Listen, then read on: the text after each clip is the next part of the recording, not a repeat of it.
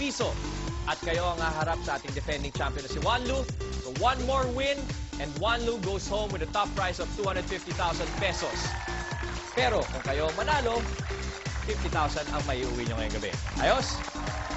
Ang tanong, ano ang nararamdaman ng ating defending champion? Makikwento tayo sa kanya. Kakanta kayo ng lullaby. Lullaby?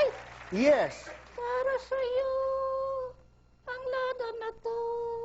Teka muna, Patricia, that's not a lullaby. Ang lullaby, pampatulog. Ang tatulog ngayon, kay Haton.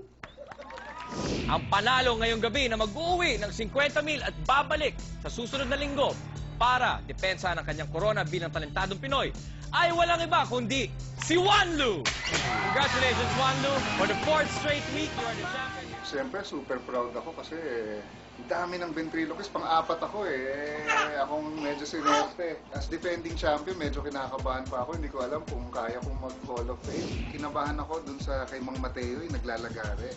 Kasi he's very talented talaga, no?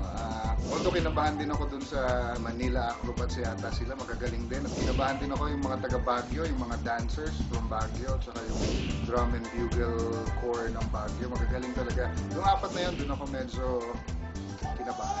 Pero sabi nila, baka pag ginalingan pa, makakaya lang.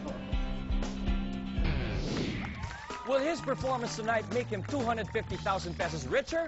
Let's find out. Please give a big hand to our 4-time defending champion, Wanlu. Magandang gabi po sa inyong lahat. Ngayong gabi, meron tayong 4 na contestants na maglalaban-laban para sa titulong Talentadong Puppet. Unahin na natin si Makoy. Makoy, ano ba ang talent mo, Makoy?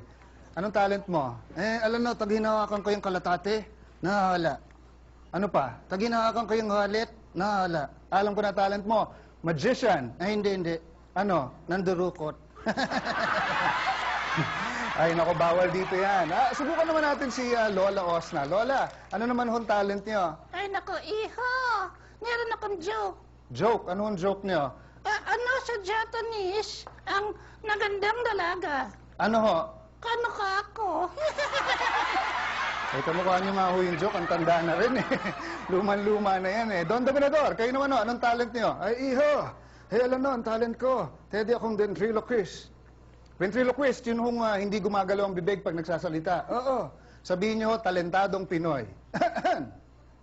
Talentadong Pinoy. Pwede yung ventriloquist to. Alright, Nicola, last ka na. Anong talent mo? Tito Wanlu, kaya ka nag-animal sounds. Animal sounds. Sige, do the sound of a dinosaur. Dinosaur. I love you, you love me, we're a happy family. Alright, yung po ang ating 4 na contestants ngayong gabi. Ako po si Ryan Agoncillo. Ang masasabi ko lang, hi, Juday. Our 4-time defending champion, Wanlu. Dito Sir Wanlu with all his friends now. Okay. Ay, Wanlu, ang galing. I saw you last week sa bahay, pinanood ko, and I'm so excited na makita nga ikaw in person. Mas magaling ka pala dito sa harap-harapan. Hindi talaga bumubuka at all ang bibig. Grabe ang husay, and I love all your friends. Yung mga grabe ang husay. Hindi ako magtataka na ikaw maging second na Hall of Famer dito sa Talentado. Very much. Thank you very much, sweet. Commander-in-Chief.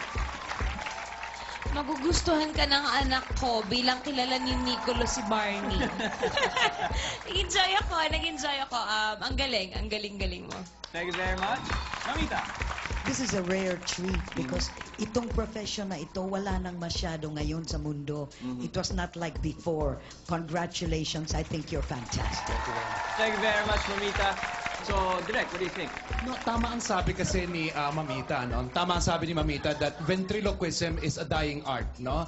And to see somebody do it this good, hindi ka lang talentadong Pinoy, you're world-class quality. Thank you very much. Thank you very much, Direk. Fan Scouts, thank you very much. Wanlu and all the gang, thank you very much. And the kids, maraming salamat. Now, let's call back on stage your challenger, Wanlu. The Flair Twins.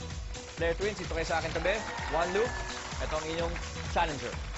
A master ventriloquist versus Flair tender. Sino mananalo ngayong gabi? Ang makakasagot lang yan ay ang ating jury. So jury, you may now proceed to your chambers to deliberate.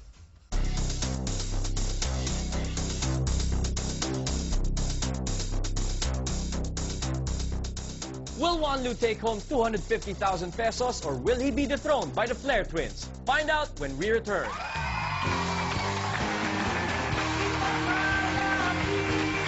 Jury again? Okay. Hindi, dito. Sa backstage. Okay. Thank you, Direk. And now we have on stage our competitors for tonight for 50,000 pesos. The Flair twins are challengers. Assured na kayo na 10,000 piso. Pero, kung sakaling matalo ninyo ang inyong kalaban, bubuuin ko ng 50,000 pesos. Juan Lu, kung ikaw ang manalo ngayon, this will be your 5th time. You will be the 2nd member of our Hall of Fame and you will be the 2nd person na sumali sa Talentadong Pinoy na mag-uuwi ng kabuuan ng 250,000 pesos. Now, who will it be? Our 4th-time champion or our challengers? 10, 50,000. And it was all up to the jury. Jury, maraming salamat sa inyong pagpunta at sa inyong desisyon. And the winner for the day is none other than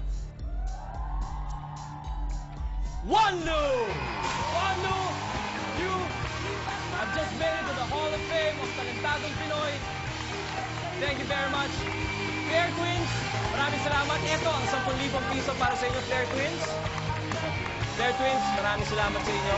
Thank you very much. That's 10,000 pesos. And Juan Lu, you are a 2nd Hall of Fame awardee by winning 5 weeks in a row dito sa Talentadong Pinoy. Congratulations. Ito, 50,000 pesos, pangkumpleto ng 250,000 pesos. And also, we'd like to thank a lot of people for today. Yellow Cab, thank you very much. Pinakamagandang birthday gift niya sa akin. Maraming salamat. Kita-kita ulit next week. I'm Ryan Agoncillo. At ito, nag-iisang Talentadong Pinoy. Juan Lu, congratulations.